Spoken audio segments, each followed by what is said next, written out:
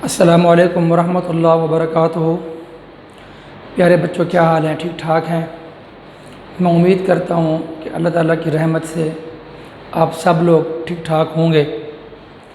बिस्मिल्लाहिर्रहमानिर्रहीम। बेटा, आज का हमारा चैप्टर नंबर 11 का लेक्चर नंबर 4 है। करैक्टरिस्टिक्स ऑफ साउंड हम पढ़ रहे हैं और उसमें अब तक हमने 3 करैक्टरिस्टिक्स ऑफ साउंड को पढ़ लिया था। Loudness of sound, pitch of sound, quality of sound, और आज हम नेक्स्ट करैक्टरिस्टिक्स ऑफ साउंड जो है वो पढ़ने जा रहे हैं और वो है इंटेंसिटी ऑफ साउंड। तो भाई, इंटेंसिटी ऑफ साउंड का क्वेश्चन किस तरह से आ सकता है? Define intensity of sound, right it's formula and SI unit. ये बात याद रख लें कि ये राइट इट्स फार्मूला, ये वाली जो बात है ये मैंने खुद से लगा दी है। हालांकि ये फार्मूला जो है वो बुक के अंदर लिखा हुआ नहीं है, मैंने ये फार्मूला खुद से बनाकर लिख दिया है। समझा दूंगा कि कैसे। असल में इम्तिहान में तो इंटेंसिटी ऑफ साउंड और उसका यूनिट पूछा जाता है आम तौर पर, ये फार्मूला उसमें शामिल नहीं होता। तो बहरहाल इंटेंसिटी ऑफ साउंड का लफ्ज़ी जो मतलब है वो ये बनता है कि आवाज़ की शिद्दत,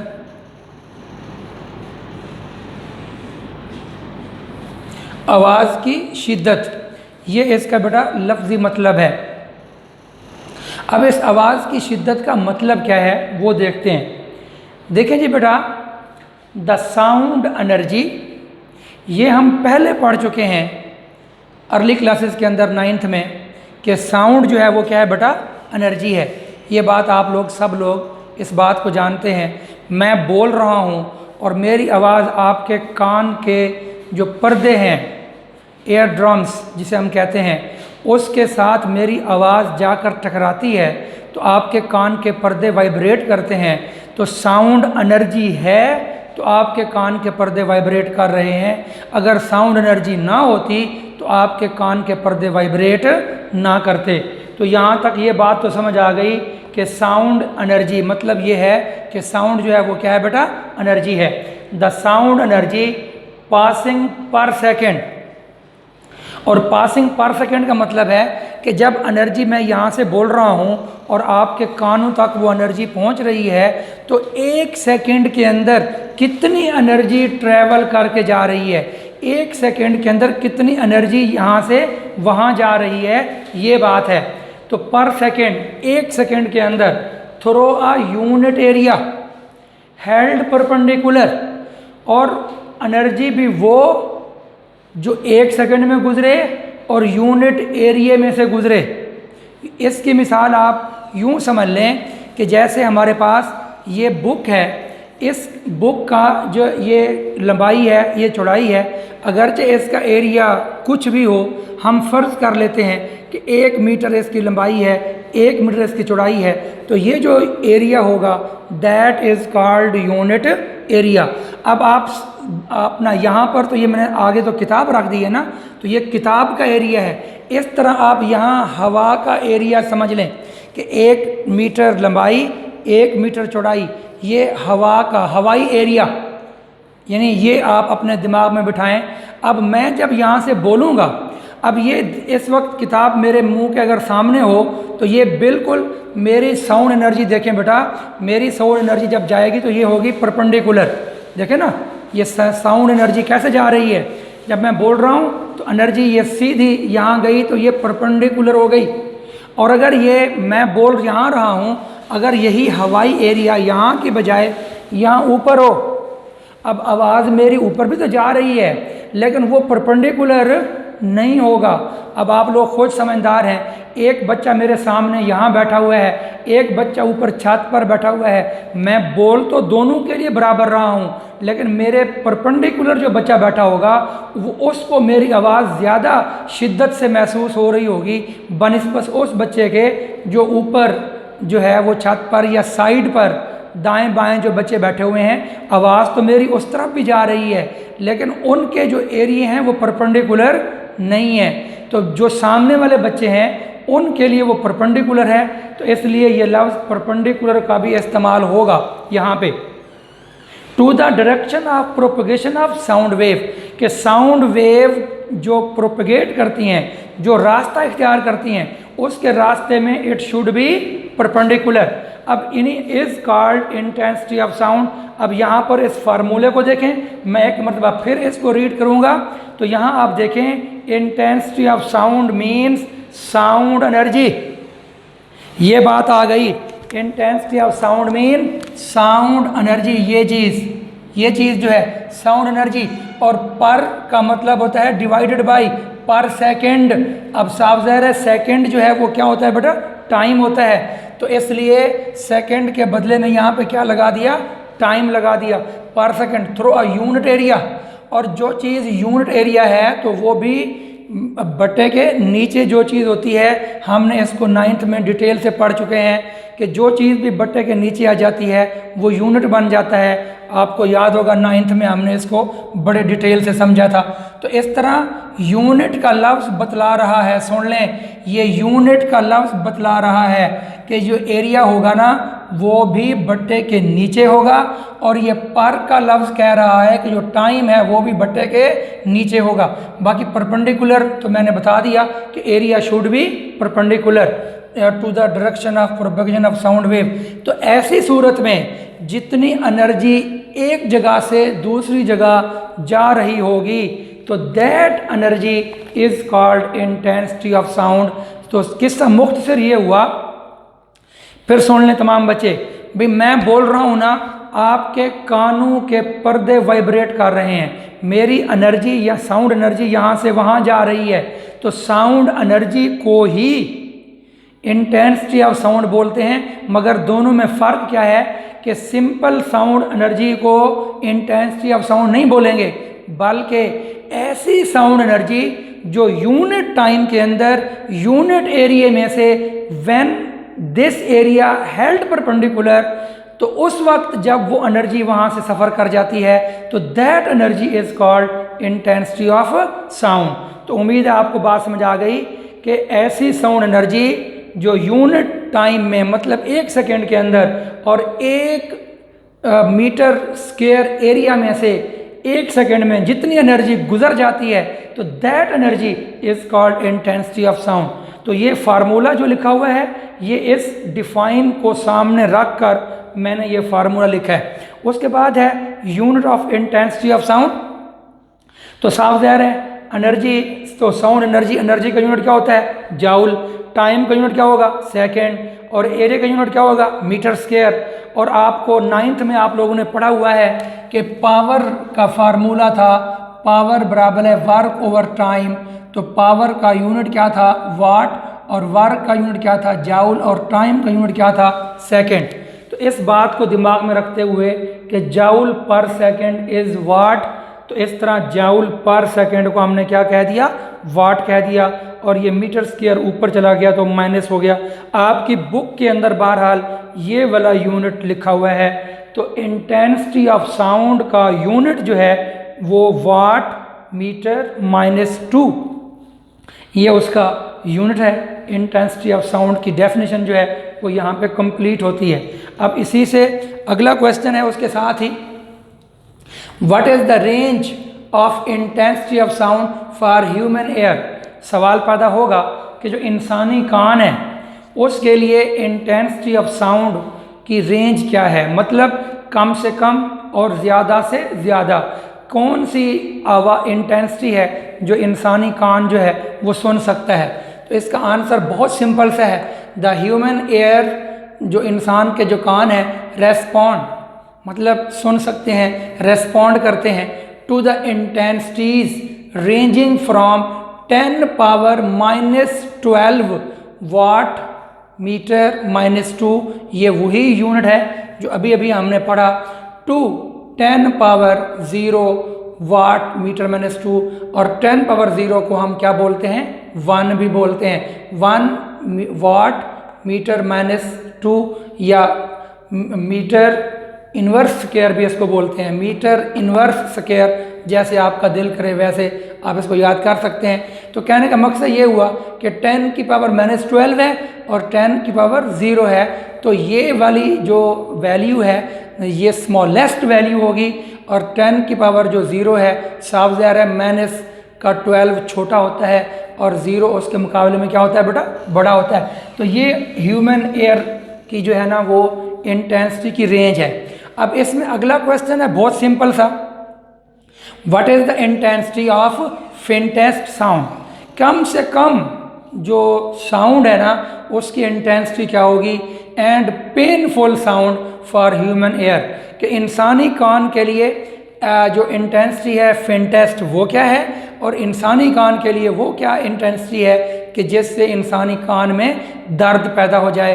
तो यही दो वैल्यूज़ हैं, the intensity of faintest sound is I0, इसको ज़ाहिर करते हैं बेटा I0 से, और 10⁻⁻12 ये वाली वैल्यू जो कम से कम है ये इसको बोलते हैं कि ये हमारे पास फेंटेस्ट साउंड की इंटेंसिटी है। और उसके बाद the intensity of painful sound वो 1 वाट, जिसको हमने यहाँ पर 10⁻0 भी कहा हुआ है और ये भी कहा हुआ है। तो ये वो इंटेंसिटी ऑफ साउंड है जो इंसानी कान के अंदर दर्द पैदा कर देती है।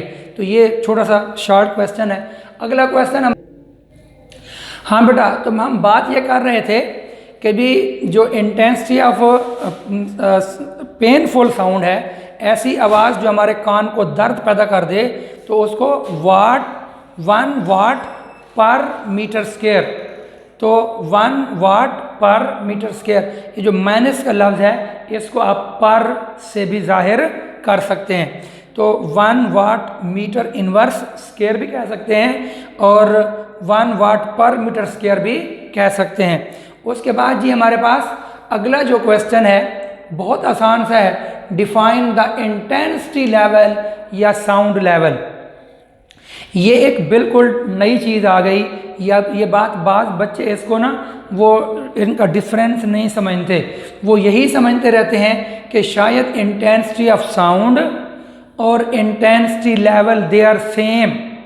याद रख लें, इंटेंसिटी ऑफ साउंड और intensity level they are not same, ये सेम नहीं है, दे आर 2 डिफरेंट टर्म्स।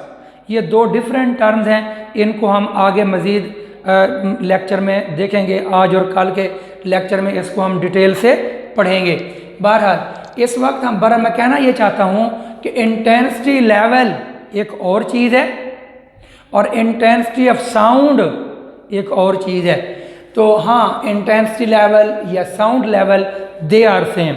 इसमें पहचान ये होगी कि जनाब यहाँ पे लेवल का लफ्ज़ मौजूद होगा, तो इंटेंसिटी ऑफ साउंड में लेवल का लफ्ज़ मौजूद नहीं है, ये इनमें फ़र्क है।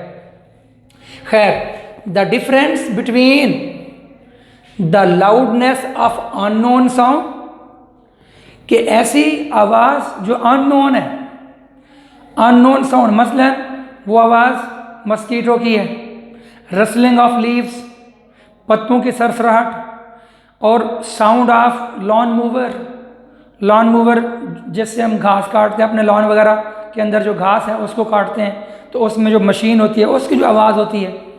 तो इस तरह मुख्तलिफ जो आवाज़ें हैं, बसों की आवाज़, तो जो भी आप आवाज़ ले लेंगे ना उसको हम अननोन साउंड बोलेंगे। तो the loudness of unknown sound की जो लाउडनेस है उसको ज़ाहिर करते हैं किससे, एल से। And the loudness of faintest sound, मध्यम तरीन जो आवाज़ है, मध्यम तरीन आवाज़ की जो लाउडनेस है उसको बोलते हैं एल। तो याद रख लें तमाम बच्चे गौर से, 2 लाउडनेस हैं, एक है अननोन, देखिए लाउडनेस ऑफ अननोन साउंड, एक चीज़ ये है और दूसरी है एक ये है और एक ये है, ये तो ये चीज़ है। फेंटेस्ट आगे साउंड वो भी शामिल कर लेंगे इसके अंदर। तो लाउडनेस ऑफ अननोन साउंड और लाउडनेस ऑफ फेंटेस्ट साउंड, कम से कम जो आवाज़ है उसकी लाउडनेस और जो दूसरी चीज़ है उसकी लाउडनेस, उन दोनों को माइनस कर दें, डिफरेंस माइनस कर दें, इज कॉल्ड इंटेंसिटी लेवल। इसको हम बोलेंगे कि वो इंटेंसिटी लेवल है। इसकी मिसाल आप यूँ समझ लें, मैं आपको बताना ये चाहता हूँ कि जैसे हमारे पास यहाँ से ऊपर सीढ़ियाँ हों चढ़ने के लिए, तो जो पहला स्टेप है वो सबसे फेंटेस्ट स्टेप, मध्यम तरीन स्टेप, अगरचे ये लफ्ज़ मुझे खुद भी अजीब लग रहा है कहना, तो फेंटेस्ट, जैसे आवाज़ को तो चलो फेंटेस्ट कह सकते हैं ना, तो लोएस्ट स्टेप यूँ समझ लें, फेंटेस्ट ना कहें, लोएस्ट स्टेप, कम से कम स्टेप, तो कम से कम स्टेप तो वो, और उधर से अननोन स्टेप कोल्ड स्टेप है 15। तो अब आप अगर चाहें तो 7वां स्टेप ले लें, तो अननोन 7वां स्टेप होगा सीढ़ी का। अगर आप चाहें तो 10वां स्टेप ले लें तो फिर अननोन स्टेप 10वां होगा, और अगर आप चाहें तो 12वां स्टेप ले लें तो अननोन स्टेप 12वां स्टेप होगा। अब आपने अगर अननोन स्टेप आपका 8वां है तो उस 8वें स्टेप में से इस स्टेप को माइनस कर दें, पहले वाले स्टेप को, 0 स्टेप को माइनस कर दें, तो जो कुछ आपके पास बचा दैट इज कॉल्ड, यहाँ पर तो वो बन रहा था इंटेंसिटी लेवल, अब वहाँ पर हम क्या कह सकते हैं, मैंने तो आपको सिर्फ समझाने के लिए मिसाल दी है कि ये दो चीज़ों का डिफरेंस है। एक लाउडनेस फेंटेस्ट है, एक लाउडनेस थोड़ी ऊंची है, तो ऊंची लाउडनेस में से, लाउडनेस ऑफ साउंड में से फेंटेस्ट लाउडनेस ऑफ साउंड को माइनस कर दें, तो जो चीज़ हमें मिलेगी difference between the two loudness, तो वो जो डिफरेंस होगा ना, that difference is called intensity level, या that difference is called sound level. तो उसका फार्मूला है इंटेंसिटी लेवल या फिर साउंड लेवल, इसको IL भी बोलेंगे या SL भी कह सकते हैं, SL।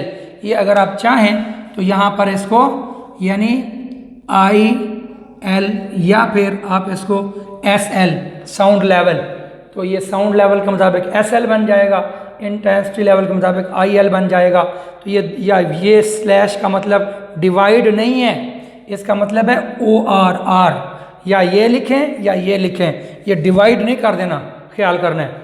उसके बाद जो है ये फार्मूला है कि इंटेंसिटी लेवल जो है log I over log I not, और इसका जो यूनिट होता है वो बेल होता है, बेल। और यहाँ पर इसी को अगर हम यहाँ पर D लगा दें, डेसी, तो डेसी, और यहाँ पर फिर 10 लगाना पड़ेगा, क्योंकि डेसी का मतलब क्या होता है 10 पावर -1। तो अगर ये हमने अगर 10 लिखा है तो यहाँ होगा 10 की पावर +1। तो इसका तोड़ करने के लिए यहाँ पर 10 की पावर -1 लगाएंगे, और 10 की पावर -1 को क्या बोलेंगे, डेसी। कहने का मकसद ये है कि ये वाला फार्मूला और ये वाला फार्मूला दे आर सेम, कोई फ़र्क नहीं है। यहाँ 10 नहीं है तो यहाँ 10 की पावर -1 भी नहीं है, यहाँ 10 की पावर +1 है तो यहाँ 10 की पावर -1 है। बाकी ये स्मॉलर यूनिट है बेल का। और मैंने अभी थोड़ी देर पहले आपसे कहा था, तमाम बच्चों से मैंने ये कहा था कि इंटेंसिटी ऑफ साउंड और टर्म है और इंटेंसिटी लेवल और टर्म है। क्यों? कि इंटेंसिटी ऑफ साउंड का यूनिट था वाट पर मीटर स्क्वायर, और इसका यूनिट है बेल। तो जब दो चीज़ों का यूनिट ही डिफरेंट हो तो इसका मतलब ये हुआ कि they are two different terms. तो अब यहाँ तक हम पढ़ चुके हैं कि इंटेंसिटी लेवल क्या है, और इंटेंसिटी लेवल एक और चीज़ है, और इंटेंसिटी ऑफ साउंड एक और चीज़ है। इंटेंसिटी लेवल का यूनिट बेल है, स्मॉलर यूनिट डेसीबेल है, और इसका यूनिट जो है वाट पर मीटर स्क्वायर है। पका पका। अच्छा भाई बेटा जी, ये हमने जो अभी डिफ़ाइन पढ़ा था इंटेंसिटी लेवल और साउंड लेवल के, उसका ये फार्मूला था। तो ये फार्मूला ही अब हम प्रूफ करने जा रहे हैं यहाँ पे। ये अलग से शॉर्ट क्वेश्चन बन सकता है, वैसे तो ये लॉन्ग क्वेश्चन भी है, लेकिन इस चैप्टर से चूँकि लॉन्ग क्वेश्चन आता नहीं है, तो इंटेंसिटी लेवल और sound level 10 log I over log I naught dB decibel. तो the loudness of unknown sound L is directly proportional to the logarithm of intensity of sound. तो हमने इंटेंसिटी ऑफ साउंड का log लेना है बेटा। और ये बात याद रख लें कि इंटेंसिटी का लॉग इसलिए लिया जा रहा है कि क्योंकि इंटेंसिटी जो है वो आपने अभी हमने पढ़ा इंटेंसिटी ऑफ साउंड में कि वो एनर्जी होती है, और इंटेंसिटी ऑफ साउंड के अंदर बहुत बड़ी वैल्यूज़ होती हैं। तो बहुत बड़ी वैल्यूज़ को डील करने के लिए फिर उसका लॉग लिया जाता है। तो यहाँ पर बहरहाल ये जो लाउडनेस ऑफ साउंड है वो डायरेक्टली प्रोपोर्शनल है लॉगरिथम ऑफ इंटेंसिटी। ये एक साइंसदान था वेबर फेचनर, लेकिन ये अब नाम आपकी बुक में बहरहाल लिखा हुआ नहीं है, तो इसलिए मैंने भी यहाँ पर वो नाम नहीं लिखा। बहरहाल जब हमने मैट्रिक किया था तो उस वक्त जो है ये वेबर फेचनर लॉ था। ये वेबर फेचनर ने ये लॉ बयान किया था कि लाउडनेस जो होती है ना वो डायरेक्टली प्रोपोर्शनल है to the logarithm of intensity. ये वेबर फेचनर लॉ है। तो ये प्रोपोर्शनल की अलामत ख़त्म करेंगे तो आपको याद होगा मैंने 9th में डिटेल से बता दिया था कि दो चीज़ें लगाई जाती हैं, एक इक्वल लगाते हैं और साथ में कांस्टेंट लगाते हैं। तो ये अननोन साउंड की लाउडनेस का फार्मूला है according to Weber Fechner law, where here K is proportionality constant. तो सिमिलरली अननोन के लिए अगर ये फार्मूला है तो फेंटेस्ट साउंड की जो लाउडनेस है उसके लिए फिर यहाँ पर LO लग जाएगा और K और I नॉट लग जाएगा। अब ये दो हमारे पास लाउडनेस के फार्मूले आ गए, एक अननोन साउंड की लाउडनेस और एक फेंटेस्ट साउंड की लाउडनेस। ये अभी जो हमने थोड़ी देर पहले मैंने आपको मिसाल दी थी कि दो लाउडनेस हमारे पास होंगी। तो एक लाउडनेस अननोन साउंड है, मसलन sound of mosquito, sound of lawn mower और sound of rustling of leave वगैरह वगैरह, और दूसरी फेंटेस्ट साउंड। अब इन दोनों का डिफरेंस लेना है। मैंने यही कहा था ना अभी थोड़ी देर पहले कि इन दोनों का जो डिफरेंस है ना that is called intensity level. और यही बात यहाँ लिखी हुई है by the definition of intensity level. ये the difference between L and L naught is called intensity level. तो इंटेंसिटी लेवल और sound level is equal to L minus L naught. L की वैल्यू K log I और K log I naught, K common ले लेंगे और logarithm के कवानीन के मुताबिक जो माइनस होता है उसको डिवाइड कर देते हैं। ये 9th के मैथ में आपने डिटेल से पढ़ा होगा। तो उसके बाद if the value of K is 1, तो जिस तरह न्यूटन सेकंड लॉ के अंदर K की वैल्यू 1 होती है तो यहाँ पर भी K की वैल्यू बहरहाल 1 है। तो जब यहाँ पर K की वैल्यू 1 लगाएंगे तो log I over log I not, और ये उसका यूनिट है बेल। मैंने बताया था अभी थोड़ी देर पहले कि इंटेंसिटी ऑफ साउंड एक और चीज़ है और इंटेंसिटी लेवल जो है एक और चीज़ है। इंटेंसिटी ऑफ साउंड का यूनिट था वाट पर मीटर स्क्वायर और इंटेंसिटी लेवल का यूनिट है बेल। तो ये साफ ज़ाहिर है जब यूनिट डिफरेंट हों तो फिर वो जो टर्म होती हैं वो भी डिफरेंट होती हैं। तो इंटेंसिटी लेवल अब यहाँ पे D लगा दिया तो और यहाँ पर उसका जो है वो 10 की पावर प्लस 1 है और D का मतलब होता है 10 की पावर माइनस 1। तो यानी ये चीज़ और ये चीज़ बहरहाल दे आर सेम। तो चाहे ये फार्मूला हो चाहे ये फार्मूला हो, SI यूनिट इंटेंसिटी लेवल का ये है बेल। और फार्मूला आम तौर पर हम जो है क्योंकि बेल बहुत बड़ा यूनिट है तो हम छोटा यूनिट इस्तेमाल करते हैं डेसीबेल, इसलिए उसका तोड़ करने के लिए यहाँ पर 10 लगाते हैं। तो बहरहाल ये दोनों फार्मूले जो हैं वो यहाँ पर प्रूफ हो गए हैं बेटा इसके साथ ही अभी हम आज का लेक्चर यहीं पे स्टॉप करते हैं, लेकिन ये इंटेंसिटी ऑफ साउंड का टॉपिक जो है अभी चल रहा है। आने वाला जो लेक्चर है वो भी इसी की जो बाकी चीज़ें रहती हैं उसको हम डिस्कस करेंगे। दूसरों का ख्याल रखिएगा। फ़ी अमानिल्लाह। अस्सलामु अलैकुम वरहमतुल्लाह।